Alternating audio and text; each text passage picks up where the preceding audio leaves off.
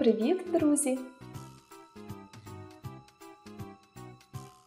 Сьогодні ми з вами дізнаємося більше про різноманітні рослини. Навчимося розрізняти та порівнювати рослини на вигляд.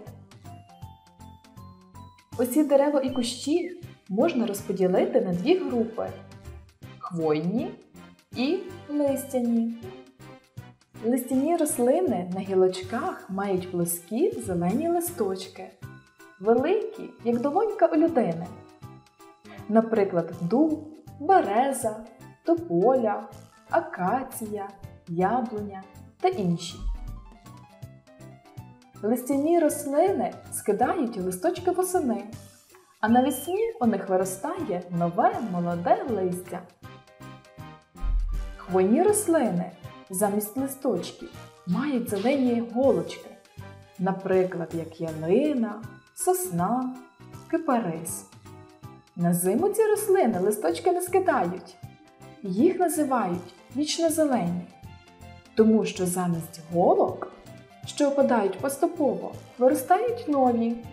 Тому нам здається, що вони завжди зелені. А зараз давайте знайдемо відмінності між листяними та хвойними деревами. У листяних – листя, у хвойних – хвоя. У хвойних плоди – шишки. Хвойні цілий рік зелені. Листяні восени жовтіють, сухе листя опадає.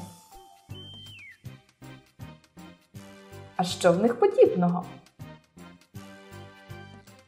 Вони мають корінь, мають міцний стовбур, дають плоди та насіння. Ви молодці! Ми разом правильно порівняли дерева.